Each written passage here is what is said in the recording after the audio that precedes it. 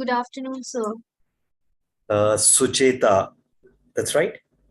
It's Shrestha. I'm Shrestha, sorry. Yeah, I'm really sorry. it's I'm okay. really Actually, sorry. I remembered the S and I knew there was a Su kind of yeah, thing in it. um, I'm trying to correct the name here. Maybe I can change that. I do that, and then perhaps it won't be such a problem. Yeah, it becomes easier because in fact, once you see the name on the screen, it's easier to call out the person. Otherwise, it becomes extremely difficult. And on an average, time, I deal with so many students that so many times it becomes confusing. Though I remember names in the course of time. So, how are you all guys doing? Delhi, it's good morning, good afternoon. In fact, it's a wonderful weather in Delhi. NCR. Hi, Swadesh. Good to see you. Hi, hi. Abhay Swadesh is the heading one Prabhasi NGO. Yes, I'm aware. You had So told. he is operating both GCC and Andhra Pradesh, Telangana, all this area. Wonderful, wonderful, wonderful. Okay. Okay, Okay, you so can start. okay, so let me start. Before I start, hang on. Let me stop my video and share my presentation. So before I start, I wanted to share a couple. I came across this couple of stories. There are three stories on the Tibetan diaspora, one from 2017, one from 19, and one from 21. So let me just share the stories one by one.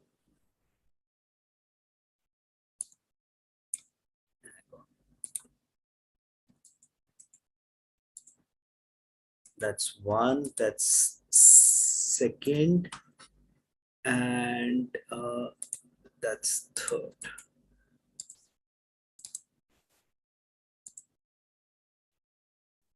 So these are the three stories from 17, 19, and 21.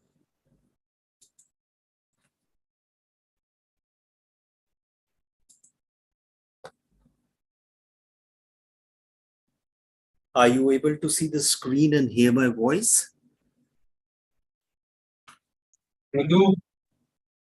Yes, sir. Okay. So, in this block one, in fact, this is the last unit of block one. We have talked about citizenship. We talked about state. We didn't really talk about state as a concept. And in this unit, we bring a new term called belonging. And we're going to see kind of the interplay between these three. And then we look at the Tibetan diaspora once more, which we did in the last unit. We look at it once more and understand it from the issue of state citizenship and belonging. So the rules remain the same. You can stop me at any moment of time. And if there is anything else to contribute, you can add on to it. These are the objective. We understand the concept of state, the concept state and the dynamics associated with it, comprehend various underpinnings of citizenship and discourse of belonging, and analyze case study of Tibetan diasporas. In fact, it's a very interesting thing. One of the articles, in fact, two articles talked about how the Tibetan diaspora in India is actually decreasing. It's the number of Tibetan refugees coming to India, dropped down drastically from 3,000 to about 100 in 2015 or less than that. And then there is this dual migration. So they coming to India and then migrating out from India towards the Western countries. There's a complex interrelationship between state citizenship and belonging, how the interplay happens and decides the life of certain groups or individuals related to diaspora. We've been continuously talking in this unit about the story of human being is a story of migration. Then we've been talking about how everything about a human being then basically boils down to an identity. And then, how when identity comes into play, there is identity politics, then there are state, the concept of state comes in, we have a concept of a nation state, and then, the pushing of the citizenship by the state, and then how does this impact people, is there is a complex relationship. Uh, let's start with belonging. It's a feeling of personal connection or bonding, and the best way to understand a state or nations or citizenship or belonging is to see it from individual concepts. Uh, it is the last unit in block 3, contemporary diaspora formation and emergent issues. Okay, I was still going by block 1, and nevertheless block 3. Okay, thanks for the correction. So when we look at our own state as an individual, let's say in a family, in an organization that we work in, or in a school that we study, or in an organization that we work in, etc., we look at a personal connection or a bonding to a particular culture, place, or group. Interlinkages of self-identity, interpersonal interaction, and a broader context. More often than not, you will hear the term, I don't belong here, or I don't feel a sense of belonging. We've heard that so many times, right from our early age. It's an emotional thing, it's a construct, it's a human emotion, need to affiliate with.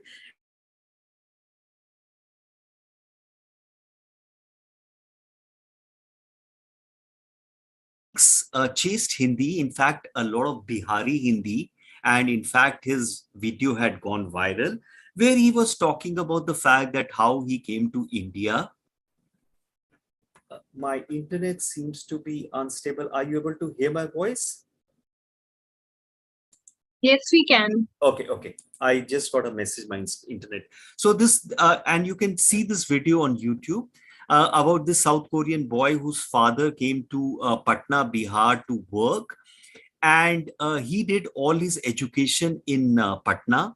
And, the fact is he's Korean. A lot of times he's mistaken for somebody from Tibet or from the Northeast. And yet, then he was talking about the fact that once in class 4th, he brought in some Korean food, and some students in this class came and smelled the food and looked at the food and commented to him. And he says, and he adds and says, not in a very derogatory or a segregation kind of a form, but a random comment that this looks like earthworms.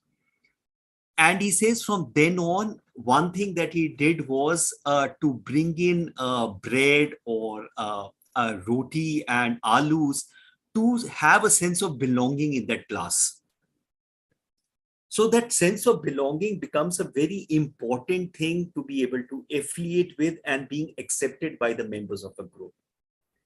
Need to belong to a peer group at school, accepted by co-workers, part of an athletic team. And it's a very strong emotional thing in human beings. In fact, humans do a lot to try and belong to a group, a place, or a culture.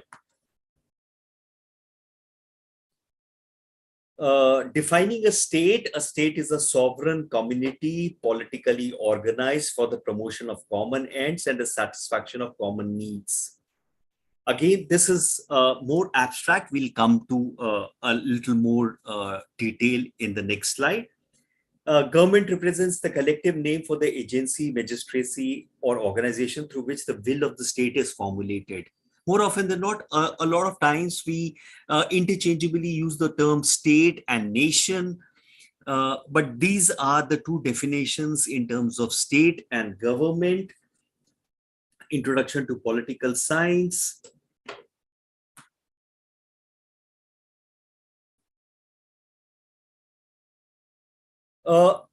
So there is this piece of Westphalia. Westphalia is a place in Germany where a treaty was signed after a 30 years war, and this Treaty of Westphalia, or the Peace of Westphalia, as it says, a lot of scholars have said, oh, it's the start of nation state, or and a lot of them have said it's the origin of the principle crucial to modern international relations, collectively known as the Westphalian sovereignty. However, some historians have argued against it. See, again, as I said, as we have already talked in multiple units, do understand that there are multiple points of view. Some points of view become more dominant than other point of view. However, the good part of academics is there is always, a point of discussion. There's a point of disagreement, and within this negotiation, something comes about. So Westphalia, or the Peace of Westphalia, is an important landmark, so to speak, in terms of state and how the state evolved. And we always hear about sovereignty implies the sole authority or the right to rule over the internal and external policies lies within a particular. In fact, the diaspora and migration studies is a great interdisciplinary field of history, of geography, of sociology, of political science, of anthropology, of media. One is when you look at it, one leads to another. It's actually an internet of ideas as to how things evolved, how things moved forward, how we are at this particular stage of our thinking.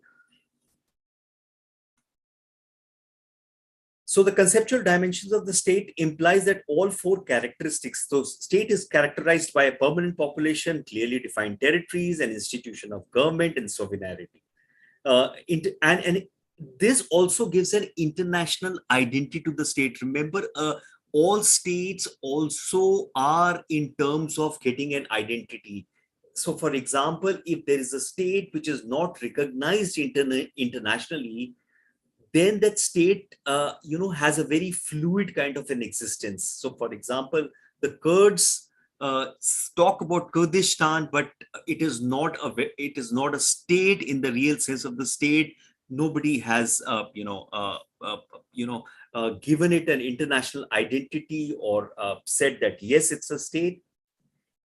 And it also means that every country considers territorial integrity inviolable and can lead to conflict. In fact, if you see, a lot of times the Ukraine-Russian conflict also has to do with identity. It has to do with territorial integrity. Russia claims that the Americans wooing Ukraine is basically trying to attack them. And then also somewhere down the line, it could also be that the erstwhile USSR had Ukraine as its part. So there is a complex interplay which happens. Each characteristics of state holds importance in understanding international relations, and dimension associated with citizenship and belonging. Again, as we go along, we'll get a little clarity on this. The state holds the sovereign authority to make and enforce rules and regulations binding for its citizens. So now we have a state, and with the state comes citizens. The discretionary power of the state determines who will enter its territory and who will get formal recognition. Now, this becomes interestingly ironical, considering the story of human being as the story of migration. And as and that's why there is this conflict will still holds on between sovereignty and people wanting to migrate. Interplay between state and citizenship.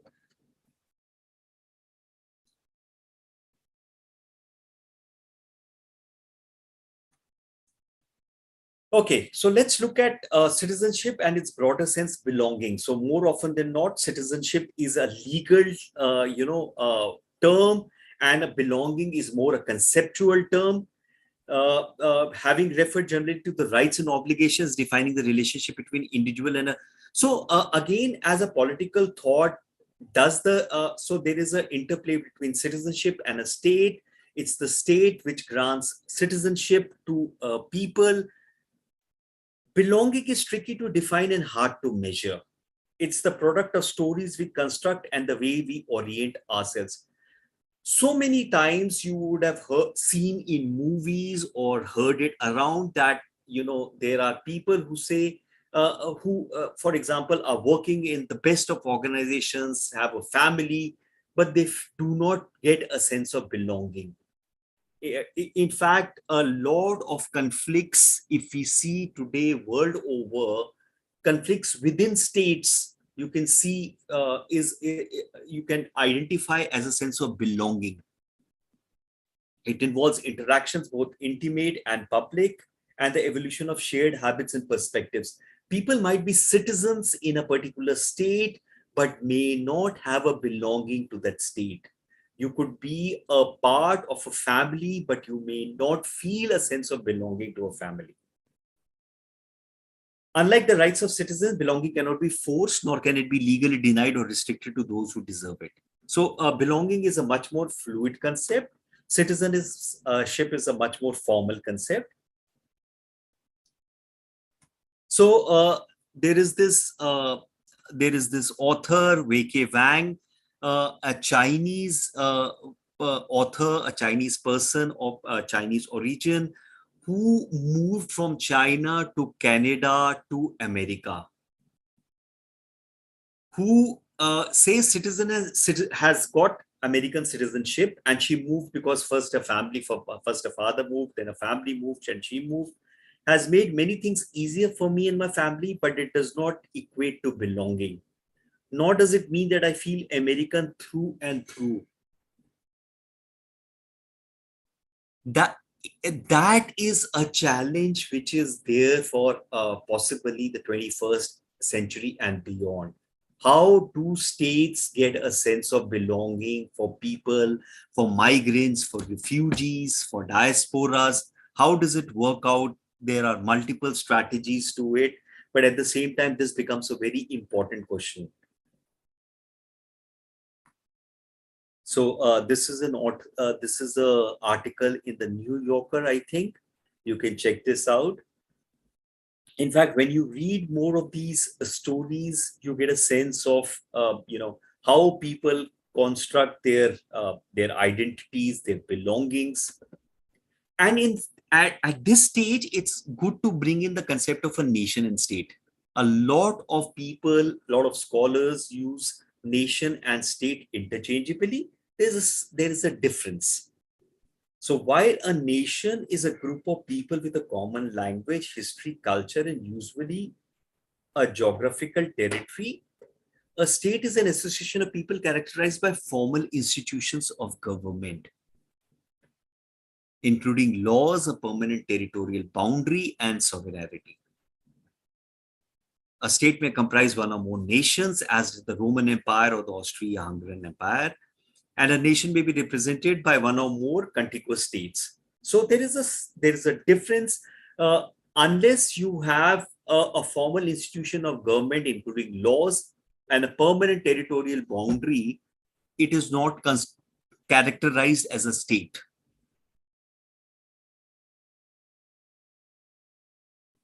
And it is also associated with sovereignty. And that's where the modern notion of digital diasporas, of internet, of free flow of information, of data, it becomes a challenge to the conventional states who till now have basically dictated laws. So, for example, if you look at data, how do you govern data which is free flowing? And that becomes a challenge for the modern world, modern states. And as I told you earlier, state also derives an identity in the international world, in the international forum, unless the international, set of people or the other states recognize a particular state, this particular state will not have an identity. And in doing that, abiding international law becomes a global norm. for responsible states. That's why when North Korea wants to stand out, everybody looks at it with, with trepidation, with what are they trying to do? They are trying to break the norm, and there are consequences to all this. It becomes the duty of a state to duly implement legally binding international treaties, because remember, if you do not, then your international standing goes down, to ensure its legitimacy at the global level. There is an individual level, there's an organization level, there is a state level, and there's a global level. There are hierarchies of these levels.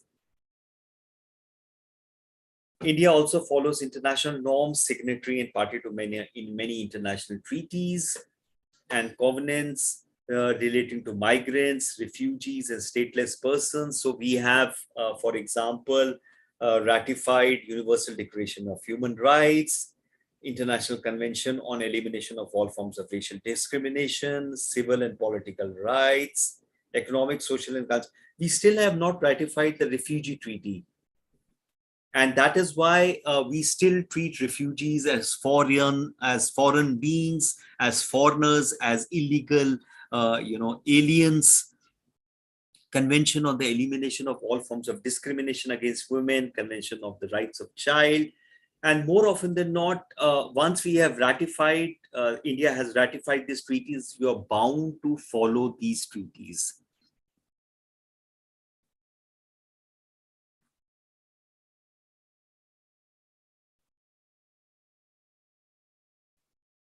So let's look at citizenship and its underpinnings. Political science talked about in political science, Aristotle, father of political science, did not support citizenship for everyone in ancient Greek states. Again, you need to understand context. When citizenship in the onset was being discussed, what was the context, what was the culture at that moment? So things change over a course of history. His considered views was to keep women, foreigners, and slave outside of citizenry domain, as they cannot actively. So he looked at the fact that the citizens need to actively participate in the work of the government. If in case a citizen is not able to actively participate, he or she shall not be a citizen. And that's why he felt women should not be given citizenship. They lack moral and intellectual capability to be a part of the popular assembly. So that was the context.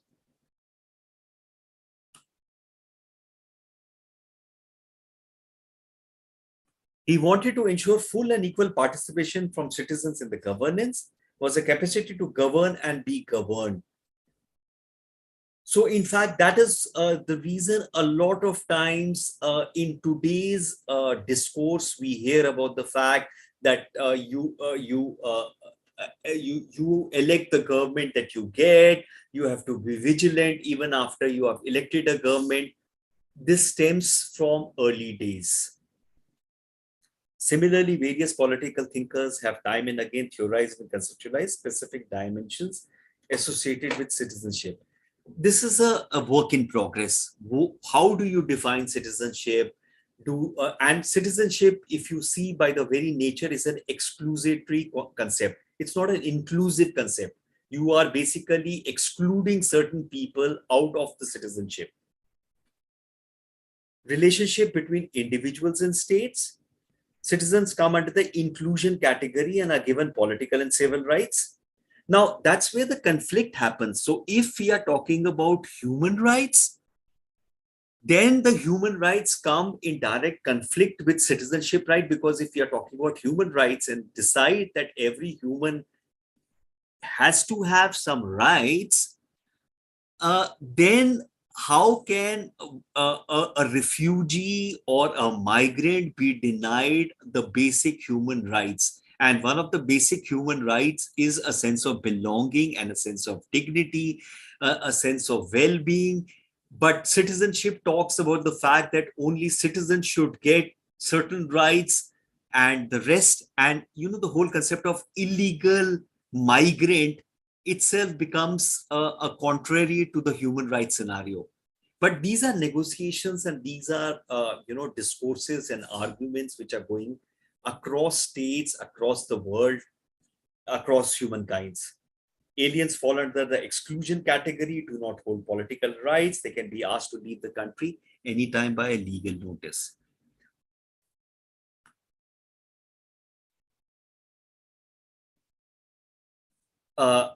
Citizenship acquired through two practices, just soli and just sanguinis. Citizens determined by place of birth, soli or soil. Sanguines is citizens of parents irrespective of place of birth. So it is an inherited thing. Once the parent is a citizen, the child becomes the citizen of that place. So this we have seen that already. According to Turner, there are two crucial points to ponder. Citizenship by its inherent nature is an exclusionary right, as it divides the people between privileged member citizens and people who are bound to fall outside the privilege of membership. So, for example, when Britain talks about taking migrants and leaving them in Rwanda, it becomes a kind of, a very difficult thing to, argue or understand, because it was Britain who forced migrated lakhs and millions of people as indentured labor across the world. And now they are talking about that the migrants should not come to Britain. So you see how context changes the content of, the political or the state rhetoric or the state formation of laws, and the way states understand things and people understand things. So I had this very interesting, case in a classroom where I was talking about human rights. And when we were talking about human rights, one of the students, raised his hand and said, but these people have committed crime. So I answered, they might have committed a crime, which again has to be justified by the judiciary. But even if they have committed a crime, do they stop being a human being? And do they not have what we call as human rights? So how one understands these various concepts is very important. And there are obviously these negotiations and juxtapositions. Citizenship has an inheritance nature, usually gets inherited from parents, just like property rights. Advantage of citizenships are acquired arbitrarily whether one deserves it or not. So just because your parents are a citizen of a place, you inevitably become a citizen of that place. Thus remains a deeply contested topic in contemporary political discourse. So again, as I said, in academics, these are contestations which happen. Based on this contestation, something comes out. A lot of people may agree with the discourse or with the what comes out. Most people do not agree, but that's besides the point. Academics is the way to look at how knowledge evolves, how things change. These then form the basis of how society and the state treats or understand things. More complicated when no country wants to claim, recognize, or receive certain persons or group of persons for various reasons. Such persons are usually categorized as homeless or stateless. Snowden suddenly became stateless and homeless. And it's not just Snowden. Today, the next challenge will be the climate migration. With climate changes happening and climate migration on the anvil, how are states going to deal with this forced migration? Something which is under nobody's control. So there is this very interesting movie, Hollywood movie, which is called, I think, The Day After Tomorrow, where the climate change gets in this chill and the Americans have to, go south, and the American state then gets formed in Mexico. So it's a very interesting concept. I thought it was a very interesting concept how they had thought of that idea and executed that movie. It's a very interesting movie. And with diaspora, it becomes all the more complicated. Issues associated with place and belonging. The traditional citizenship approach conceives that the people have attachment towards a certain place due to emotional ties. Now, diasporas is complex because attachment to multiple places. And that is somewhere, initially it always was a wonder that all these Indians who went and settled in America, the second generation or the third generation, coming back to India to get married, or trying to have a say in the Indian politics or the Indian way of things.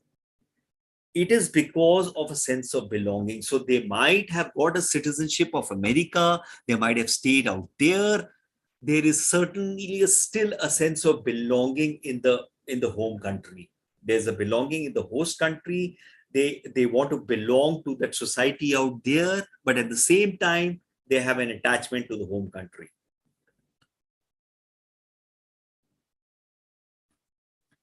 For diaspora people, becoming active citizens, attaining participation possibilities in a countries of residence, and relevant to engagement and adaptation to a specific territory. So it becomes that much more, for diasporas, it becomes that much more difficult to, how to negotiate this concept of place of residence and this multiple belongings.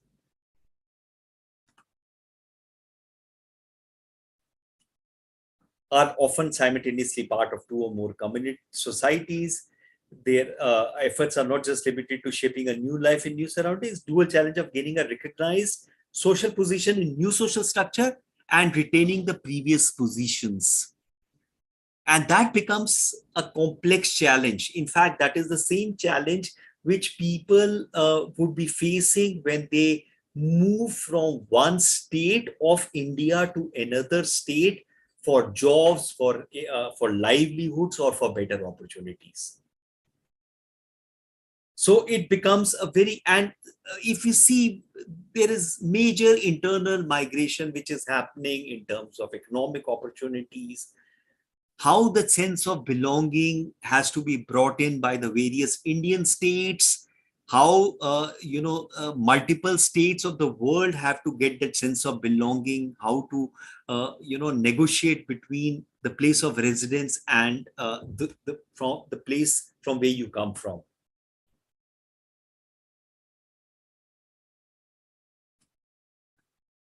So discourses of belonging, belonging is an abstract concept. It forms a crucial part of the identity of a person. It's extremely complex in terms of how identity.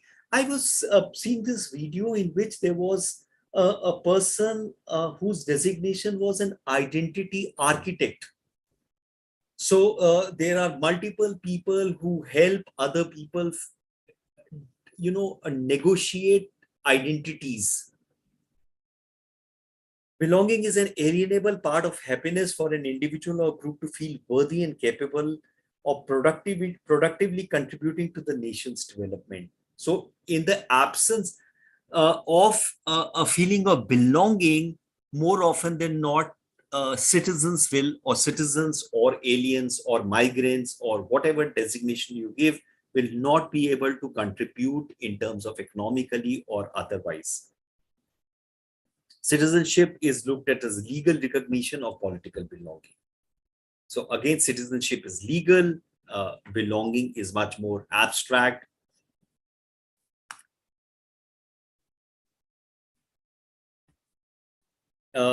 Belonging encapsulates gendered, spatial, relational, technological, age-related, cultural dimension. So very interestingly, the new age of digital actually has reduced belonging of, let's say, disadvantaged, marginalized, and older group to various services of the state. So, for example, when people say digital has increased inclusiveness, actually digital is more exclusive than inclusive. For example, disabled, challenged people, older people are finding it much more difficult with the digital technology than what they had with the analog technology. So one has to look at it in different ways. So there are multiple aspects on belonging. There are 6 significant factors related to place belonging. Antonicic, 2010, autobiographical experiences relating to one past. A human being is pretty complex that way. So, experiencing relating to one's past, relational, personal, and social ties that contribute to enriching one person's life, culture, language, food habits, religiosity, essential role. And then there is economic, financial, and social safety of an individual. So, in spite of the fact, you might say that, oh, these governments are offering dole. In the Western society, there is a concept of a dole. That is just one factor. There are other factors which will create a sense of belonging or not a sense of belonging. Legal security of individuals, including citizenship and residency permits, length of residence, pull factors like quality of life, material or intellect. In fact, a lot of Tibetan refugees are moving from India to the West because of lack of economic opportunities, because of other financial and social safety. They are not able to get jobs. So we will see as we go along about the Tibetan refugees. And also we need to understand the claim of immigrants for achieving political belonging entails arguments. So there might be a lot of arguments. For example, in India, there is a lot of arguments which I hear regarding immigrants, regarding how immigrants are, in fact, we had looked at the fact how the Assam agitation was brought in or came about against the immigrants, and they felt threatened with these Bangladeshi immigrants going to take their jobs or going to take their economic activity. But there are claims of immigrants for achieving political belonging. These arguments, for example, economic, immigrants contribute a lot to the host land in terms of economic advancement and are crucial. Understand one thing, in spite of the fact that whenever a person is in at any place, home or host or any place, he or she will be involving themselves in some activity, because at the end of the day, you need to eat. For putting food on the table, you would need to do some activity, and that would be an economic activity.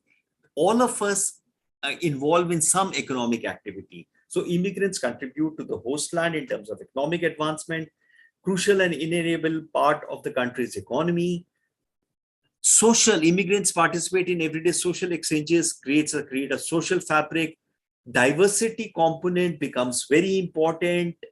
Diversity helps people, understand things in much more, much wider way. And then, of course, there is the universal in terms of human rights. Irrespective of nationality, immigrants also claim citizenship as a part of the global economy. This is Antonicic, who has quoted this. These are particular arguments. Some people may agree, some may disagree. At the end of the day, these are the arguments for something called a universal citizenship.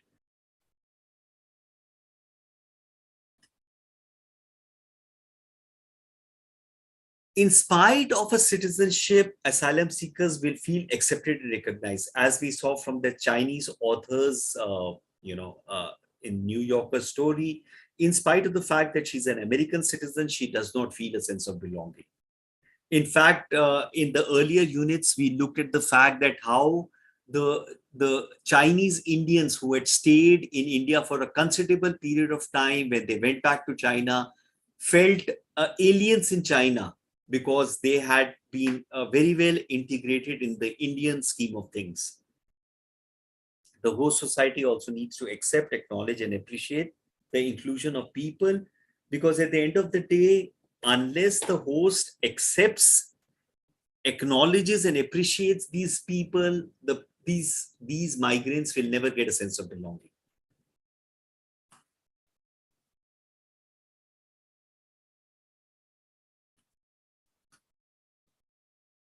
I belong here remains first and foremost a personal, intimate feeling of being at home in a place, working of, and obviously there's a working of power relation. If we again go back into a a basic reductionist example that we talked about, where the conventional marriage has a girl traveling to her husband's household, a lot of times how that power relationship works will result in a sense of belonging or not a sense of belonging. Both the individual, and there is an individualistic context and a social context. So possibly the socially, there might be a feeling of a sense of belonging, and individual might still can remain left out. However, one has to look at both this context and deeper nuances associated with belonging. Three vital elements of self-identity, interpersonal relation, and the broader context play a crucial role in understanding the vitality of belonging. So belonging itself is a very complex word.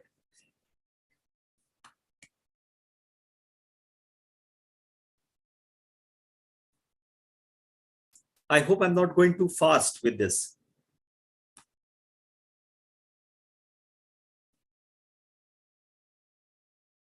Guys, I hope I'm not going too fast. Yeah, so I can say for myself, I don't feel so. Okay, perfect. At any moment of time, as I said, anyone can stop me. Integration and belonging. Homeless people face a tremendous amount of suffering, including disenfranchisement, social death. More often than not, there is this constant struggle of each individual to get a sense of belonging. That belonging also is in terms of a recognition. You might hear a lot of people say, I am not being recognized in the society, I'm not recognized in my organization, I'm not recognized. That is a sense of belonging. Legal instruments of state and various conceptions of citizenship must strive to ensure the belonging of diasporic community and refugees, as they've been contributing to society in numerous ways. And these are some things, these discourses, these discussions are very important, because say for example, a very simple thing, if you look at a lot of news items comes about racism being practiced in let's say Delhi or other places with respect to people from Northeast or people from South, is because of the fact that a large majority of citizens are not able, or have neither been exposed to or they have been exposed to multiculturalism, but they have not actually engaged with multiculturalism. And because of a lack of talk in, let's say, mainstream media about multiculturalism, about all kinds of things and how they contribute, do people have very narrow views on how things work. So for example, when I hear an argument there are very few taxpayers, actually everybody who involves themselves with an economic activity pays tax. So it's a very narrow view of understanding a particular topic, and it's bound to happen because there are not enough discourses and discussions happening on that. And that's where academics comes in. The term integration can be considered better than assimilation, as integration is a mutual process rather than assimilation, which is a one-way process. And that is the reason why the Indian constitutional makers and the way the Indian state, as it came about, the new Indian state, looked at all these things. In fact, when the state initially came about, this thing about integration and assimilation was much talked about, and finally the Indian state felt that integration was a much better concept. then what possibly the US follows? US as a state follows the assimilation policy. They want everybody to have an American culture kind of view. The Indian state is much more integrating than the American state.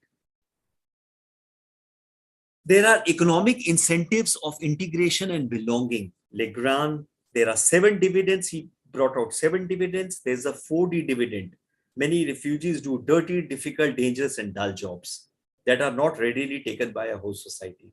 And if you look around, you will see a lot of rag pickers, a lot of people who do garbage cleaning happen to be refugees and migrants. Especially from Bangladesh and the Bengali ones. Without taking names, rather than taking names, you're absolutely right. These are dirty, difficult, dangerous, and dull jobs. And it's not just in India, it's across the world. You will see a lot of Indian janitors in European airports. So, there are economic incentives of integration and belonging. There is a deafness dividends, highly skilled refugees. I was just reading Canada has just opened itself in terms of migration for highly technical people. I'm also reading about the fact that the Indian state is trying, or the Indian government is trying to start chip manufacturing. Why are we not looking at migrants and refugees? I'm sure there will be a lot of migrants and refugees. Somewhere along the line, it's a thought process which needs to be explored. So economic incentives of integration, debt dividend. Several studies show that over time, refugees can become net contributors to public finance, not in short term, but in long term.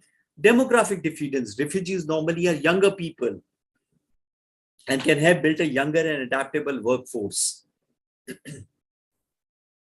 So these are the 4. The next 3 are development dividend. Refugees can contribute to their own development. So look at the fact that in case these refugees are able to contribute to their families back home, and the families back home are able to prosper, then obviously there's a chance that these migrants might go back. India gets a lot of remittances out of migration to the Gulf, to various places. There's a dynamism dividend. There are numerous examples of enterprising refugees who have started new businesses, make an economy more dynamic and adaptable.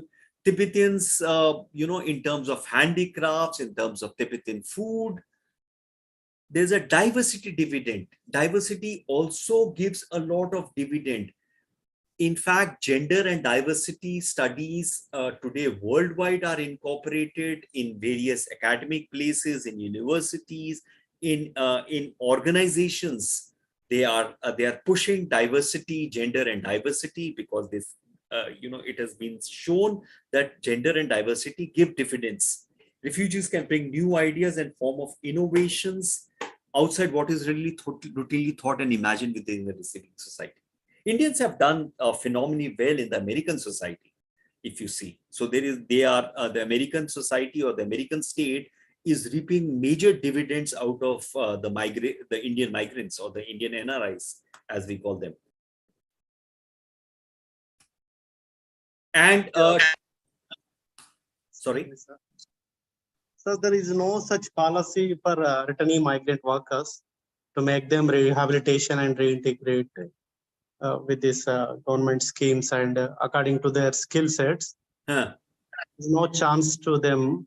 That's why they are remigrating to Gulf nations. True. That's because, again, possibly one of the factors is that there is not enough mainstream discussion on these issues. So it does not become a political heft for it to be pushed as a policy. Yeah, even the political parties also not aware about this issue.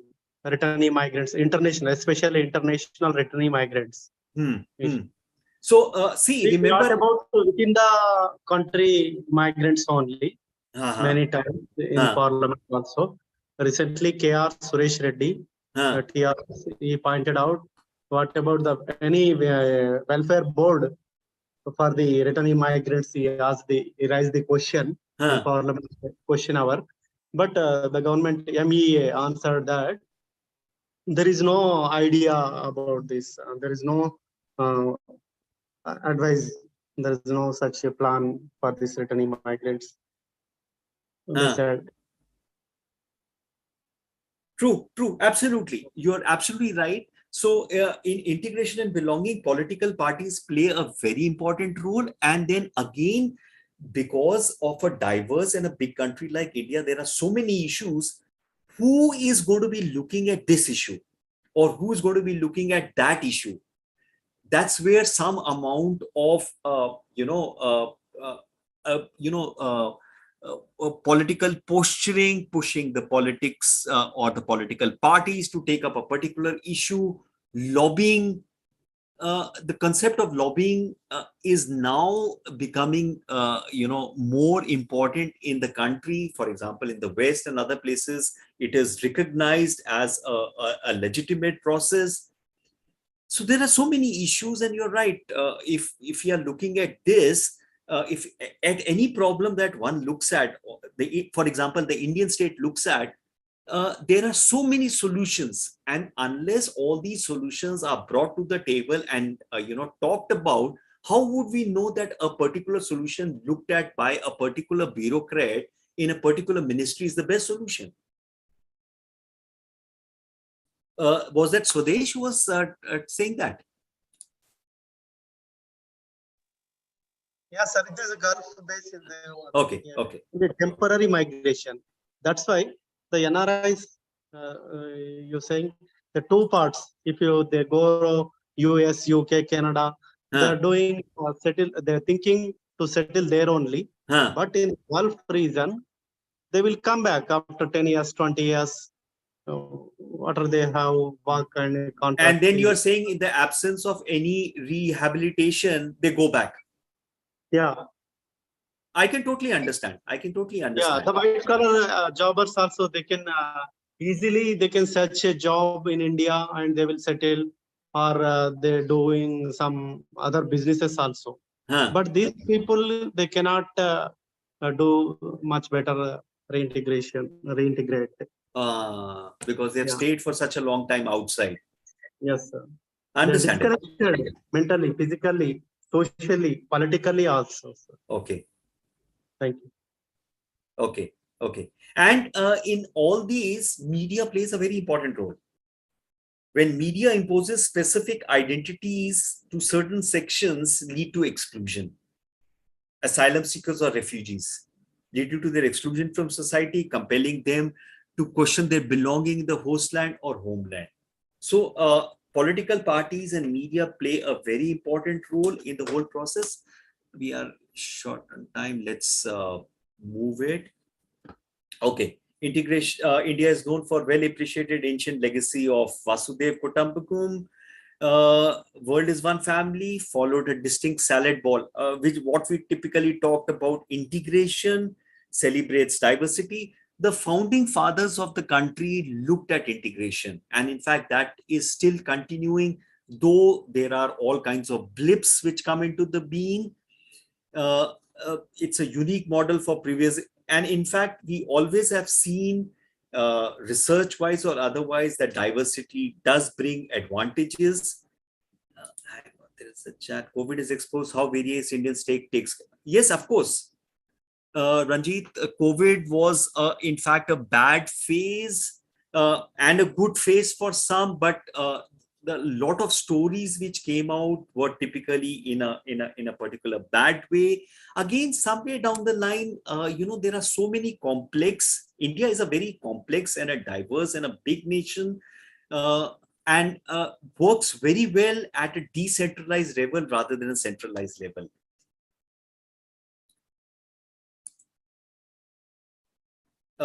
India's model contrasts and US is the melting pot model. In fact, the melting pot model, wants everybody to go into the US kind of state. immigrants to assimilate into the host country's culture, to become a part of the common American culture, which leads to multiple pressures which we are seeing. For example, what we saw in France is also a sort of pressure between a sense of citizenship and belonging, when that teenager was shot dead by the police and riots came about. Let's quickly look at the Tibetan diasporas. In fact, I have shared three news items from 17, 19, and 21, where it's very clear that Tibetans, more and more, less and less Tibetans are today coming to India, and more Tibetans who were in India are migrating to the West. So Tibetans work under the Central Tibetan Refugee Committee under the leadership of the Holiness Dalai Lama. They have been assigned registration certificates by the Indian government to facilitate. Population have been declining, we know that. Difficulties faced by Tibetans in finding job is also one of the reasons behind Tibetan migration. Educated but unemployed Tibetan youth, statelessness makes it difficult to find desired jobs, difficulties in traveling abroad. So in fact, one of the stories is about how these Tibetans went to the court and got a passport, because they said, we need an Indian passport. Otherwise, every time you go out and you come back, you need to get a documentation. And most people at the lower level do not understand this documentation. Procuring an identity certificate is long and cumbersome. Supposed to apply and acquire a permit for leaving the country, immigration officials unaware, and they face problems. That's why a lot of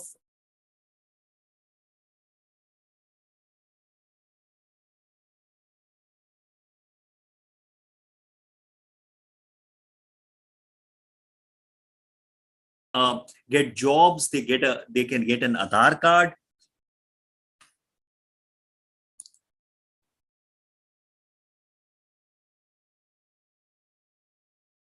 Sridhar, here, see again, because of this comes under the identity politics. The identity politics are because of various reasons, and if you notice, these are negotiations which are happening.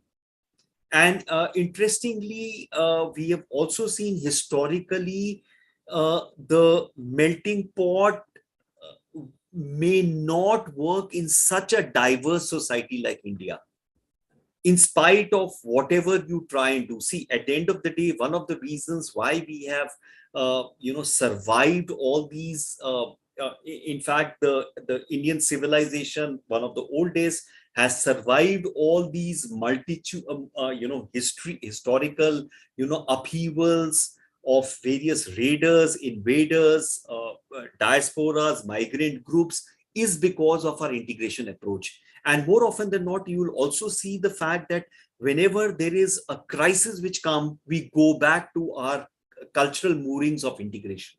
We keep talking about integration. So we need to understand how this works out. That's what I keep saying. The good part of academics is that you are able to take 3 steps back and look at how things are, rather than, get into the middle of things and then get swayed by various emotions and information which comes our way. So Tibetans now can get land allocation. They are cooperative societies because of these rehabilitations.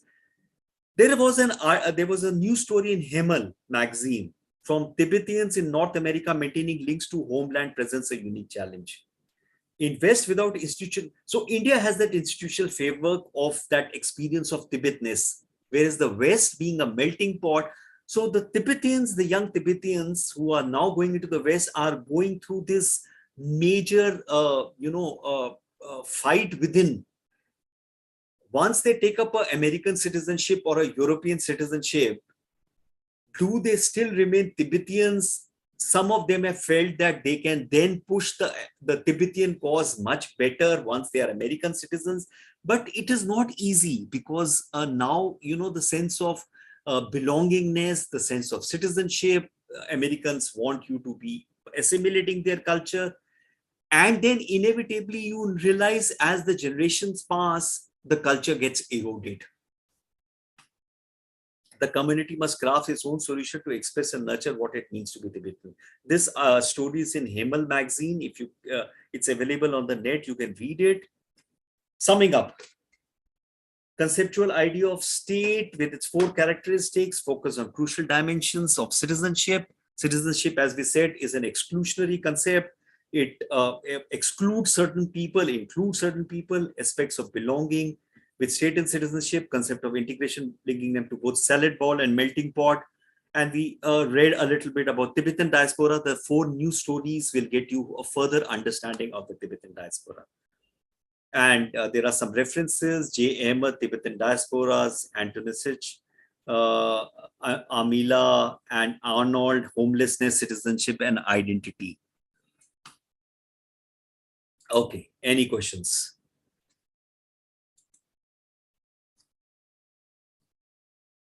So I wanted to share, so I come from a literature background. Okay. So while we were reading diasporic literature, so we used to come across these, some of the concepts that we talked of back then were the idea of an imaginary homeland Hmm.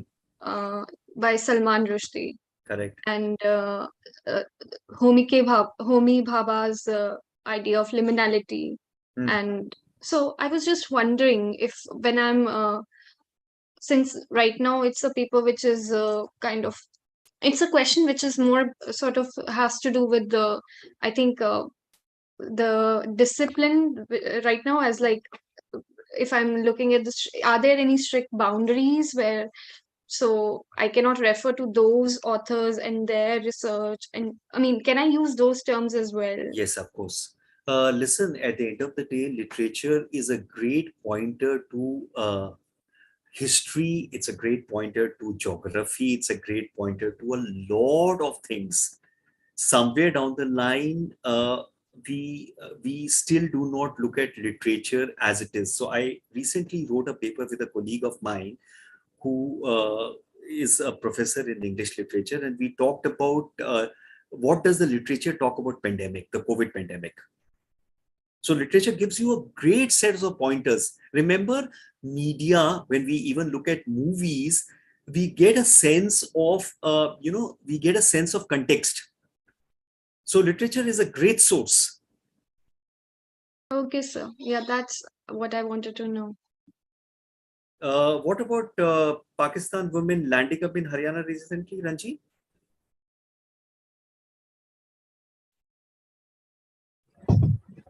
Yeah, Professor, there was a report that a Pakistani lady, by using social media, how she had ended up in Haryana now. Okay, I missed out that. Can I say something about that? I also read that. Tell me. So it was a Pakistani woman had fallen in love with an Indian man, and she was a married woman with her 3 children. She came here to India through via Nepal. Okay. Because these 2 people met first in Nepal, the Indian man and the Pakistani women. Okay. And after meeting once in Nepal, since she couldn't directly come from Pakistan to India, I think she perhaps came to India with her 3 children and started living with this man. Okay. But I think her visa expired, and then she was being looked after, being searched for, and she ran away with that man. But then she was later caught by the police. That was the post. I did read a story about this Pakistani woman married to this guy, and they were living in Bangalore, and how the police was able to get to her via WhatsApp calls to Pakistan. So I didn't come across this Haryana story. So I now will look about this story. So Ranjit, again, this is, so it's a very interesting thing about in terms of humanness, the emotional bonds, and then we have states, and then we have boundaries, and then after all, human being is an emotional animal. And then there are all these concepts, and as I said, today things are becoming all the more interesting in terms of the negotiation between migration, between citizenship, between the state wanting to put his will. and then looking at everything from a security lens. So world over now, a lot of things are looked at from a security lens, which again is an antithesis to the whole concept of humankind evolving from Africa and moving across the world. So it's a very interesting thing. These negotiations are happening. And, inevitably, unless the media, the politics of a nation and everything else keeps upgrading themselves, more and more conflicts are bound to happen, because the sense of belonging, movement, as I said, climate change is going to be the next big thing. How is the world going to deal with it? I'm sure they will find out some solutions. Hi, sir. Hi, Veera. This is from today's class. The sense of belongingness. From the sense of belongingness is purely personal thing, sir. Through that, we will not get any protection rights or protection instruments from the state. Correct. So only citizenship. Through the citizenship only we will get whatever the protections or legal rights, whatever rights. Correct. But I don't know which is that means belongingness will create more harm to the host country. Is it correct, sir? See, in fact, again, let me reduce it to that marriage example that I keep giving. So there is a girl in the, and again, as I'm not using it as a general paintbrush, but a specific case where there is a traditional, wedding where the girl gets married and walks across to the boy's family in marriage. So now she has a legal right of a daughter-in-law for the parents and a wife to the boy, and she's staying in the house. And now she has she's supposed to and this is an arranged marriage, and now she's supposed to call these parents mama papa, in sense have a sense of belonging to the husband's family. And she has stayed all her life for whatever 20 odd years with her parents, where there is a sense of belonging.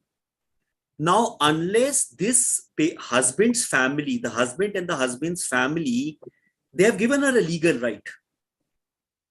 Unless they make her comfortable in that family in sense of belonging, and they always treat her with suspicion that she's an outsider, she will never be able to contribute in that host family, and she will always be looked as an outsider from the home.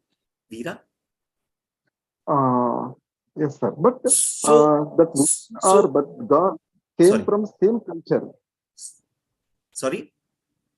That woman, that girl, came from same culture, right? Correct. To the husband. Correct. Because if she came another culture, she came outside of the boundary. Correct. How her behavior is a little bit of different, right? Veera, the interesting part is, irrespective of the fact that I might be from the same culture. Say, for example, I am living in Delhi. More often than not, Delhi has a pretty uniform culture. However, Delhi again is multicultural, with multiple people from various parts of the country and Afghanistan and Bangladesh and Nepal staying out here. If you go to various localities, you will see various cultures coming in. So in spite of possibly the same caste or the same religion or the same subcaste, there would be differences of culture. And then basically, besides the culture, remember, now there is a different family. And then there is a politics which plays out there. Remember, between a husband and wife also, to be able to understand common goals, there has to be some politics, assuming the fact that both are equally qualified and both are equally economically independent. Veera? Yes, yes. So belonging also works on an individual level, but also works on a society level. Okay. So when you have migrants moving into a different country, how are the migrants looked at?